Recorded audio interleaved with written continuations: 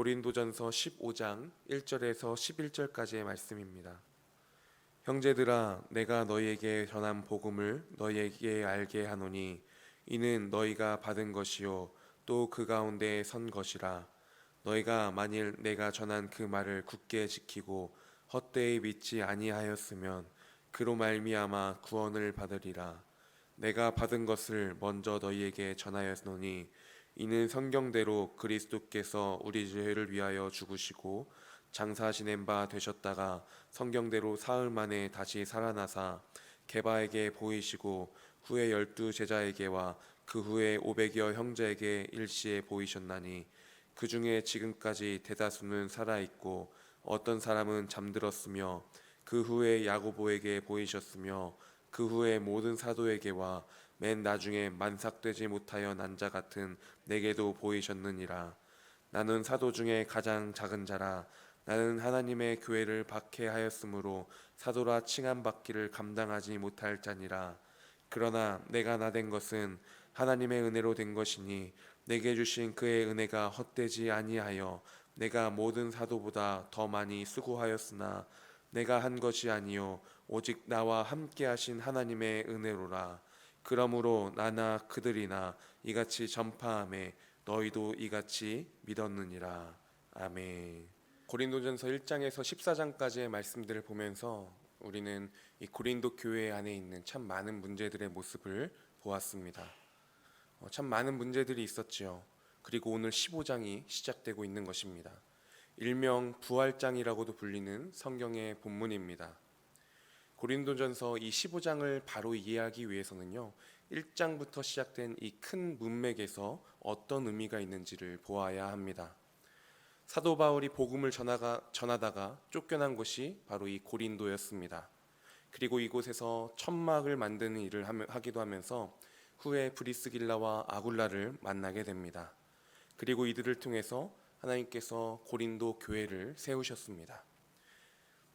그리고 이곳에서 바울은 3년 정도 이 말씀으로 이제 바울이 성도들을 양육하고 가르치기도 하면서 그렇게 그 사명을 감당한 가운데 이 고린도 교회가 교회로서의 모습이 갖추어졌고요. 이후에 이 바울은 에베소 지역으로 떠나게 되었습니다. 그런데 이 바울이 떠나자 여지없이 이 어린 교회에 문제들이 발생한 것입니다. 바울의 사도권 문제, 머리에 수건 쓰는 문제, 헌금 문제 등 별의별 문제가 다 있었습니다. 그리고 그 중에서도 가장 심각한 것은 이 분파 문제였죠. 고린도 교회는 이 바울파, 아볼로파, 그리스도파까지 만들어서 분열이 되었습니다. 그리고 이것을 꾸짖는 모습을 우리는 함께 보았습니다. 그런데요, 분열의 모습은 아볼로파, 바울파 이런 그리스도파뿐만이 아니라 많은 영역 가운데 자리 잡고 있었습니다. 그래서 이런 분열을 통해서 많은 문제들이 일어났던 것이죠. 분열의 이유가 되는 많은 것들, 그것들에 대해서 바울이 답을 주면서 꾸짖기도 하면서 이제 이들이 나아가야 할 길을 알려주는 내용이 나오고 있는 것이 1장에서 이 14장까지의 연결된 내용이라고 볼 수 있는 것입니다. 그러니까 1장에서 14장까지의 키워드를 우리가 말하자면 분열이라고 볼 수 있는 것이죠. 그리고 오늘 본문 이 15장에 들어서면서 더 이상 이 분열이 아니라 앞뒤 상관없을 것 같은 그러한 주제가 나오고 있습니다. 그것은 부활이라는 주제입니다. 왜 그런가요? 이 고린도 교회에서 그들이 경험하고 있는 문제들, 분열이 일어나고 있는 그 문제들의 근원이 무엇이냐면 이 고린도 교회의 많은 성도들의 가치가 육체적인 것에 근거한 것이기 때문이다라는 것을 지적하고 있는 것입니다. 아직도 예수 그리스도의 부활에 기초하지 않고 여전히 육체적인 것에 그들의 모든 삶이 기초하고 있기 때문에 심지어 교회 안에서조차도 이러한 낮은 가치의 싸움들이 계속해서 끊임없이 여러 영역 가운데 일어나고 있다라는 것을 지적하는 것이죠. 그래서 이 바울은 15장 1절에서 58절까지 되는 이 긴 절들 가운데 계속해서 부활을 강조하고 있는 것입니다. 이러한 오늘 본문 가운데 저는 부활로서 자신이 누구인지를 나타내시는 예수님의 모습을 보았습니다. 부활로서 자신이 누구인가를 나타내시는 예수님의 모습. 3절에 내가 받은 것을 먼저 너희에게 전하였노니 라고 말씀합니다. 이 말씀은, 이 예수님에 대한 그 증거는 바울이 만들어낸 것이 아니라 전해받은 말씀입니다. 그리고 이것은 3절에 이어서 성경대로라고 말씀하고 있지 않습니까? 이미 성경에 예언된 복음이라는 것입니다. 그리고 그 복음의 내용은 예수 그리스도께서 우리를 위하여 십자가에 못 박혀 죽으셨고 다시 살아나셨다라는 것입니다. 어떤 사람의 단순한 죽음이 아니라 성경의 말씀대로, 예언된 대로 예수께서 죽으셨고 또 그것으로 끝나는 것이 아니라 부활하셨음을 말합니다. 그분은 단지 예수라는 이름을 가진 한 남자가 아니라 말씀대로 행하신, 2절에서 언급한 것처럼 믿음으로 우리에게 죄와 사망의 권세로부터 구원하시는 메시아 그리스도이시라는 것입니다. 부활이라는 것이 우리에게는 불가능한 것 아닙니까? 하지만 그분은 우선 십자가의 사랑으로 우리에게 구원의 선물을 주셨고 다시 사심으로 그분이 누구인가를 확실히 보여주셨습니다. 맞습니다. 많은 사람들이 어떻게 그래? 어떻게 사람이 다시 살 수 있는가? 라고 의심하며 믿지 않는 모습들을 오늘날 가운데서도 볼 수 있습니다. 그리고 이러한 모습들은요, 당시에 있던 많은 고린도 교회의 사람들도, 고린도 지방의 사람들도 그러하였습니다. 더욱에 이 몸의 부활은 비상식적인 일이고 당시 그리스도 로마 문화 가운데서도 반하는 내용이었기 때문에 이러한 것들이 어떻게 일어날 수 있느냐라고 반박하는 자들이 많았다라는 것이죠. 그런데 5절부터 그 예수 그리스도의 부활하심의 증인들이 나오고 있습니다. 예수님은 십자가에서 죽으셨고 부활하셨습니다. 그리고 이후에 게바에게, 12제자에게, 그리고 500의 형제들에게 나타나셨음을 볼 수 있는 것입니다. 또한 그들 중에 또 다수는 이 바울과 고린도 교회 성도들이 살고 있던 당시에 살아 있었고 그것을 증명했던 것이죠. 그리고 야고보에게도, 다른 사도들에게도, 또한 바울에게도 보이셨음을 말씀합니다.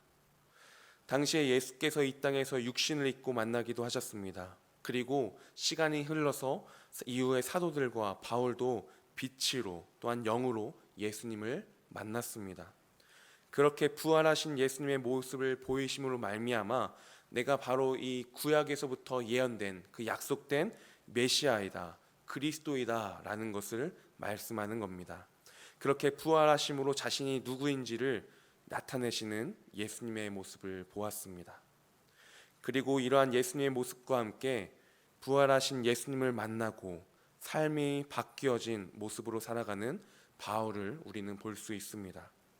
본문 속에서 제가 만난 인간의 모습은 부활의 증인으로서 살아가는 바울의 모습이었습니다. 예전에 바울이 어떤 사람이었습니까? 예수 믿는 자들을 참 열심히 힘을 다해 핍박하던 그런 바울 아니었습니까? 참 종교성이 뛰어났습니다. 그리고 엘리트였습니다. 많은 핍박의 일들을 행했던 자였습니다. 그런데 이 바울이 담에게서 예수님을 만나지요. 사울아 사울아 내가 어찌하여 나를 박해하느냐? 나는 내가 박해하는 예수라. 이 사건으로 부활하시는 예수를 만났고 그 이후에 바울의 삶은 변화되었습니다. 예수를 믿는 자로서, 예수를 증언하는 자로서, 그 복음을 전하는 자로서 살게 된 이 바울의 모습이지요. 그러면서 오늘 본문처럼 고백하고 있는 것입니다.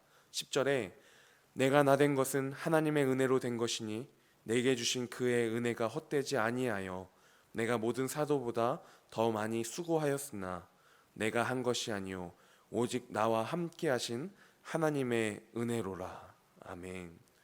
모든 것이 하나님의 은혜로 되었습니다 라고 고백하는, 부활로 완전히 새로운 피조물이 된 바울의 모습을 우리는 볼 수 있는 것입니다. 우리는 십자가의 삶을 살아갑니다. 그 십자가를 온전히 붙잡고 또한 나아가야 합니다. 그런데요, 그 십자가를 우리가 붙들 수 있는 이유가, 우리가 십자가를 붙들 수 있는 그 힘의 근원이 무엇입니까? 바로 이 부활이라는 것입니다. 죄와 사망의 권세로부터 승리하신 주님이시기 때문에 우리도 그분을 따라 승리의 길로 나아갈 수 있는 것입니다. 우리가 이 땅 가운데 십자가를 짐에 있어서 때로는 어렵고 힘들고 아프고 지치고 그런 시간들이 우리에게도 분명히 있지만, 그럼에도 불구하고 우리가 그 길을 걸어갈 수 있는 것은 우리에게 그 부활의 신앙이 있기 때문이라는 것입니다. 우리가 이 세상의 종이 아니라 하나님 나라 백성으로서 살아갈 수 있는 이유, 이 땅에서 예수 그리스도의 이름을 전하며 살아갈 수 있는 그 이유, 그것은 부활하신 주님이시기 때문입니다. 그 예수 그리스도의 부활로 인하여서 바울은 완전히 새로운 피조물이 되었습니다. 그리고 그의 삶이 다할 때까지 예수 그리스도의 부활의 증인으로서의 삶을 살아갈 수 있었던 것입니다. 그리고 우리도 그 길을 걸어가기 원합니다. 우리가 예수 그리스도의 육신의 모습을 보지는 못했습니다. 하지만 그렇다고 해서 우리가 예수를 못 본 자가 아닙니다. 우리도 예수 그리스도의 부활하심을 맛본 자입니다. 믿음의 눈을 들어 주를 바라보는 자, 믿음의 눈을 들어 나를 위해 죽으시고 3일 만에 부활하신 승리의 하나님을 바라보고 찬양하는 자, 그것이 우리의 모습이 되기를 소망합니다.